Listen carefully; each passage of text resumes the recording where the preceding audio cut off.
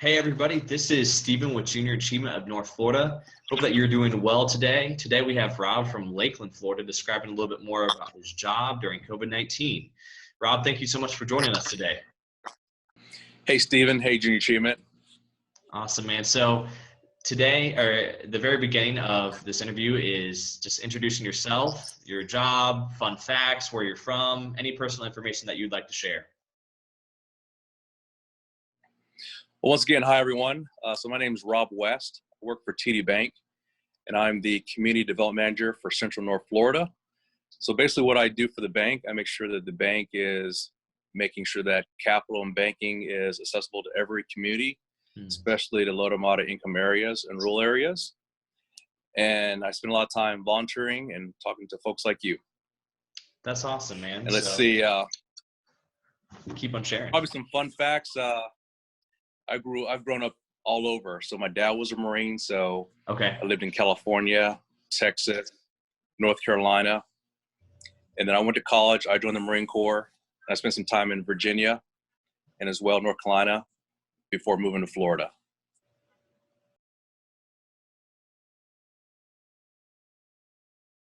The very first question I have for you, in the realm of being a high school student, what did you want to do when you're in high school? Did that mean entering into the education or college realm, or did that mean entering into the workforce? So in high school, I had a plan to go to college. My mother said, "You're going to college," so I really didn't have a choice. My mother did 1 year of college before she married my dad, and my dad had dropped out of college. But when he went to the Marine Corps, he got his GED. So education was a big focus of my family.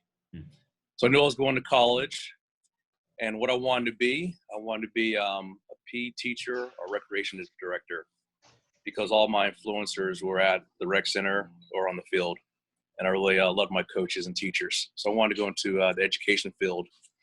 So I got a degree in education, so PE and recreation, as well as I decided to go into the Marine Corps in the reserves, and then later I did 2 years active duty. Wow. So I know you're probably going to ask how I got to banking, because I never thought I would be in banking. But once I left the Marine Corps, I was recruited by Walmart, and they invited me to join their institution and be part of their management training program. So I learned a lot at Walmart in retail. So I learned a lot about buying, selling, merchandising, margins, ledgers, negotiations. I had a team of 50 employees, so human resources, managing, leading folks. And then shortly after that, I got recruited by a bank in Virginia. So it's kind of funny that I'm a PE teacher / recreation kind of guy, but all those things, when it comes to leadership, achieving a goal, it's just like playing basketball or running track. It's achieving a goal with the team.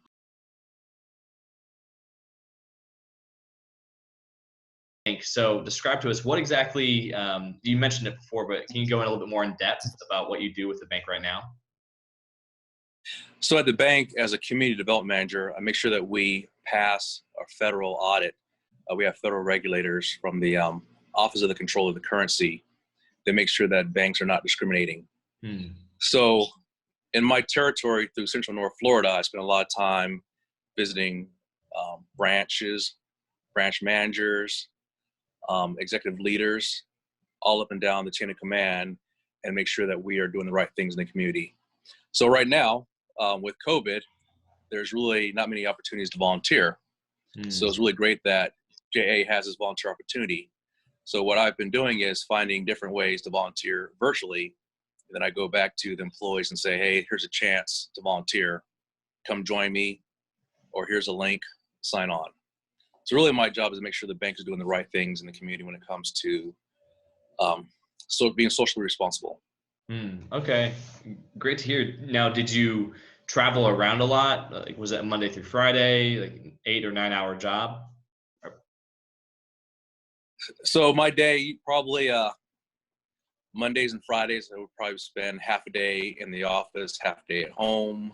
doing reports. But middle of the week, I might drive to Tampa, sit with the commercial lenders. And as they talk about their deals, I can say, hey, you know what? That would qualify as a community development loan. But that's a good opportunity.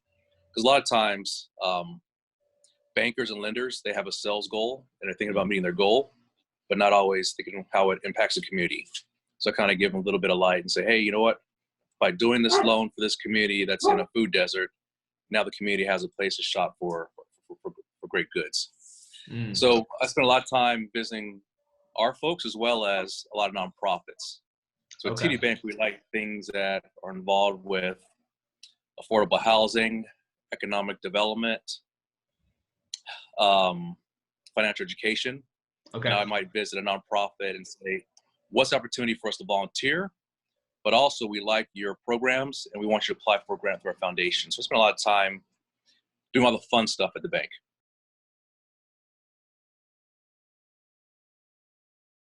So now we obviously live in a new normal. Life is very different for jobs all over the place. And you mentioned it before, there's even less opportunities for volunteerism. How has your job specifically changed during this COVID-19 season? So the change that I had, I was a remote employee anyway, so I could probably work anywhere. Just have less face-to-faces. And actually, I probably have more face-to-faces through Zoom. I'm probably doing 3 or 4 Zoom meetings, conference calls. And I think, we're going to be more efficient from this. So you think of, if I drive to Jacksonville, that's 3 hours. If I drive to Tampa, that's an hour. So taking the drive out of it, right, will be more efficient. It is kind of strange because my wife's working from home, and my daughter, son-in-law, and grandbabies, 4 and 2, are at home. Wow. So when I wake up in the morning, I usually go for a run, but I come back, I make breakfast, and you have everyone looking at you.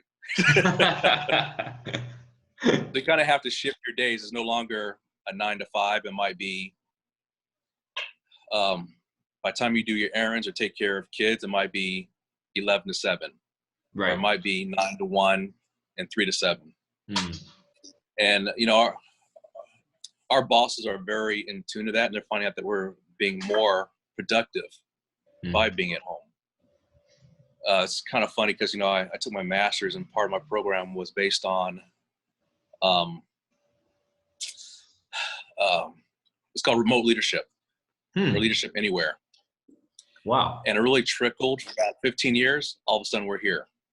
Yeah. So if you think about multinational corporations, that was really the gist of it. But now we're doing that. We're doing all that now. I will also tell you that the bank has moved. We had about 40 of our employees work remote. Now 80% work remotely. Wow. So we had to spend a big task with IT of giving people remote access at home. If they didn't have a laptop, we'd send them laptops. If you imagine a call center, now our call center folks are working from home. So it's really going to change how we do business in the future. But like I said, I think we'll be more efficient.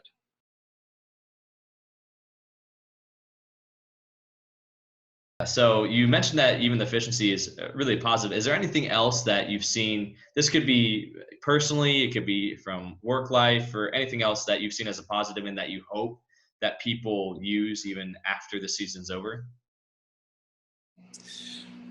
I've been on a lot of roundtables, community roundtables, Chamber of Commerce roundtables. And I think we had a thought in our mind of what work looks like. And actually, I was on a call with individuals with disabilities, and they've been asking to work from home for years, but we thought they had to be in the office to be efficient. Yeah. Now, most of our accommodations are at home. We could be more resourceful. I'd also like to add, I think since we've been through COVID, we've probably had more communication than ever before. We have our corporate leaders who talk with us usually twice a week. We have all employee calls. Actually, the people that I work with, they're remote. We actually have a conference call once a week that we set up just because. So we just kick around ideas. So there's more Skype meetings, there's more emails, there's more texts. So I think, yeah, we're communicating even more.